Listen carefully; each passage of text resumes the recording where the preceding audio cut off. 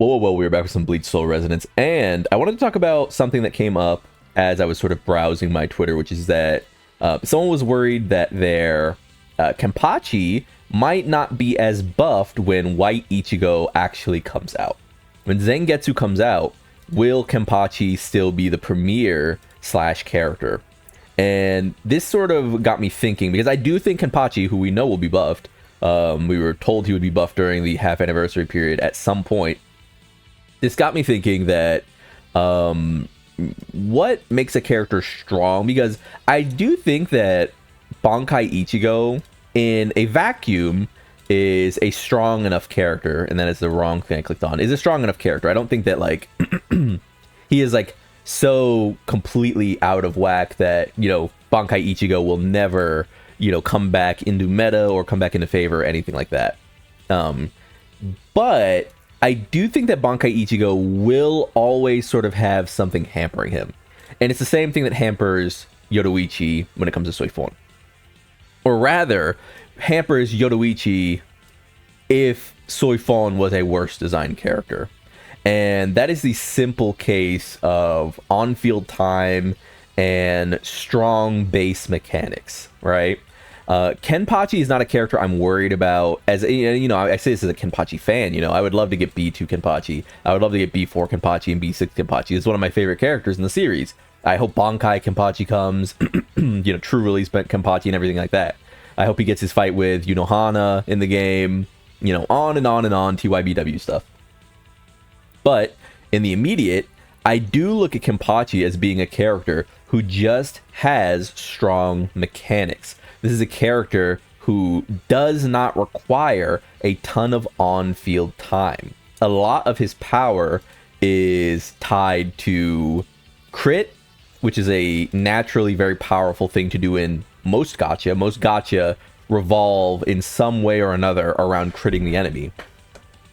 And both the combination of an ailment as well as physical attacking, which means that unlike a character like Gin, let's say, who is a very strong mechanical character, who is predominantly focused on doing as much ailment damage as possible when he doesn't have dupes, Kenpachi is not really bound by one form of buffing or the other. He can work with Mayuri and he can work with Urahara. It's not his problem, you know what I mean? That's a very strong mechanical thing.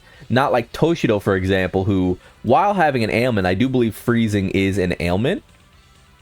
It is counted as like applying an ailment.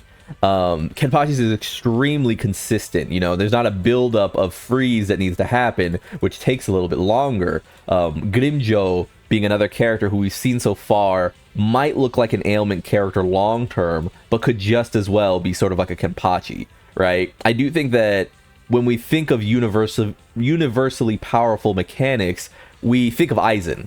Aizen is a universal character. He's debuffing, he's providing universal support, he's not really a character who's super greedy on field, but he is a little bit greedy, so he can fit with a bunch of characters. Kenpachi does deserve to be there. You know what I mean? As a strong mechanical character. The other character I want to talk about then is Gin, because I'm sure a lot of people who are fans of Gin are realizing that his time is approaching. You know what I mean? His time is going to come sooner rather than later. But if you are the biggest Gin fan in the world and you have Gin, you know, B4, B2, B6, or what have you, you know, this is for both the low spending, free to play, and, you know, whales out there. I wouldn't expect Gin to go away anytime soon because Impale is just an extremely powerful mechanic. The synergistic value that a character would need to have with someone like Mayuri and this corrosive pool would need to be so high to actually perform Impale in like with dupes. Impale with dupes, right? That's the thing that's sort of keeping Bleach Soul Resonance so interesting as far as powerful characters go. It's not that we're not getting power creep, but I do think that the developers are aware of the power of like their characters and like the the sort of power that these, or the love that these characters have within the communities, right? People don't want to see their characters just disappear one day. So we go to a character like Nellel, who I think is both a character who has strong mechanics, but let's be honest, Nellel functions around the fact that Gin takes no time on field and Mayuri takes no time on field. The moment that Thrust gets a character who's greedy with time on field, Nellel might look a little worse. At lower boundaries, you essentially have to do rapid slash, then do another basic chain to actually get in to her counter, and so on and so forth. That is two, like, that's about a 1.5 rotation, essentially, which is fine for Gin, who just stands back there applying Impale Scale the whole time and waiting for his technique to appear, right? It's fine for him. And it's fine for Mayuri, who essentially demands no time on field. You know what I mean? So I went out. But it might not be good for someone like a Soifon and Yoruichi, or a Soifon and Grimjo, who wants to give that same amount of time to their on-field main DPS, right?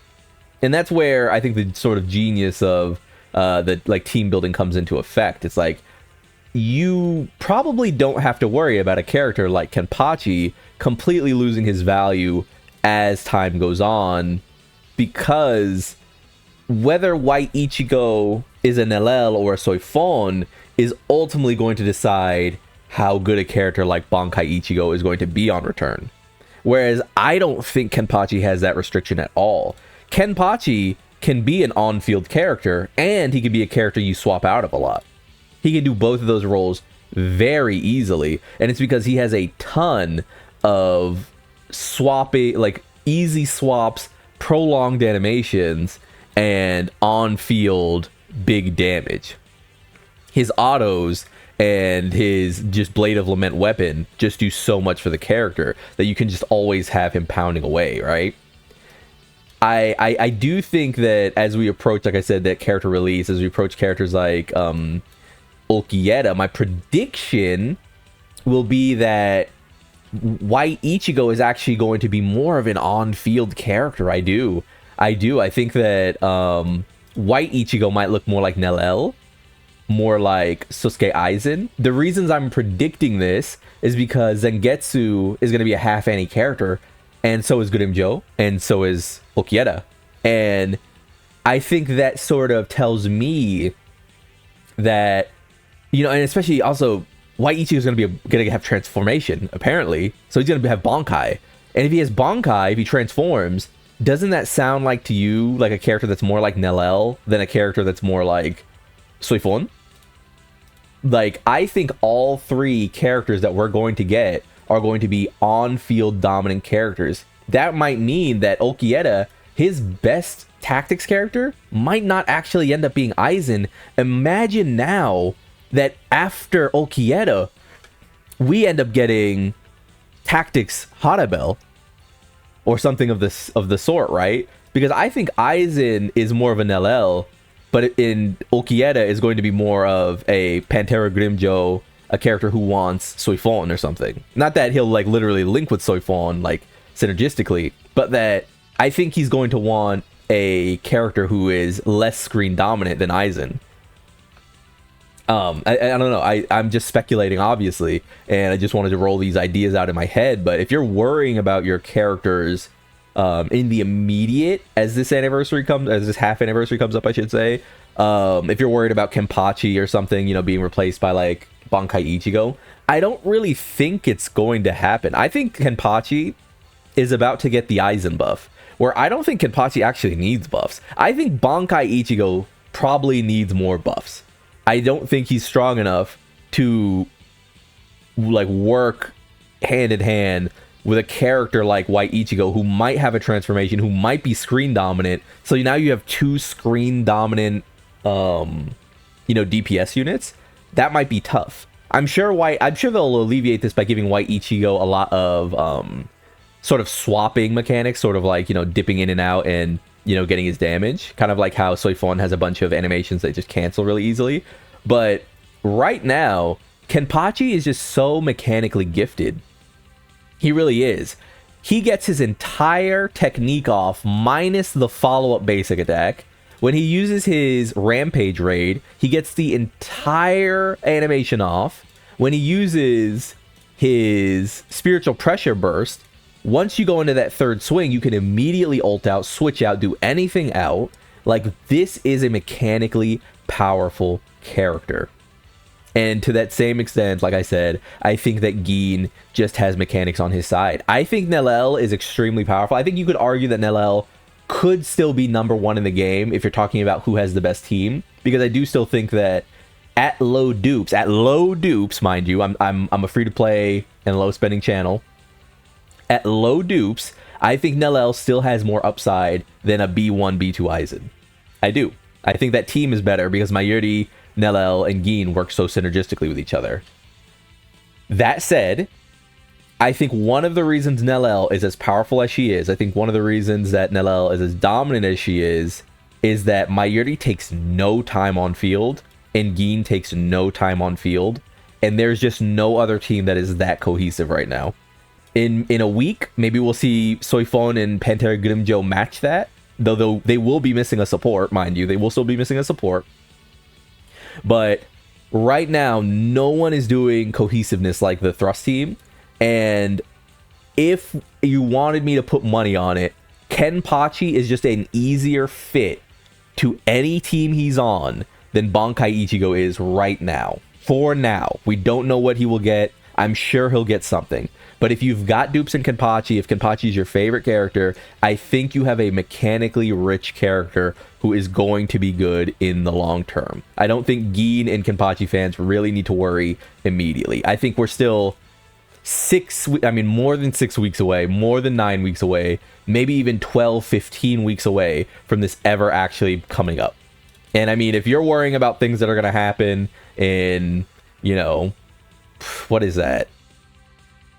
4 months, near anniversary, like, come on, just take a breath. Like, you're gonna be okay. No shade to the person that initially had that concern, by the way. Obviously, I just wanted to specify we are pretty far away from Kenpachi not having any use. It's not gonna start. Bankai Ichigo and Kenpachi aren't going to be dueling each other for supremacy because White Ichigo comes out.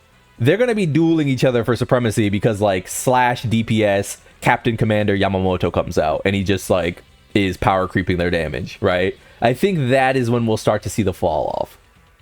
I think for now, Kenpachi and Bankai Ichigo, hopefully Bankai Ichigo, because he has had a very short stint in this game, but I think for now, Bankai Ichigo and Kenpachi are going to work perfectly fine alongside the Tactic Slash character, and this is going to be more of a general boon, and you should play who you like rather than worry about optimizing for one or the other. I think I do have quite a bit of faith. I mean, it's the Yoruichi thing right now, where I think Yoruichi is very strong mechanically with Soifon, and I could imagine it being the case that Kenpachi and Bankai Ichigo just are, pick your poison. If you want to use if you want to use Yoruichi, if you want to use Pantera Grimjo, pick your poison, because Soifon is going to be perfectly rounded for both of those characters. Obviously, there will probably be no comparison between Yoruichi and Pantera Grimjo, but in the case of two limiteds, I imagine that Bankai Ichigo and Kenpachi with White Ichigo will just be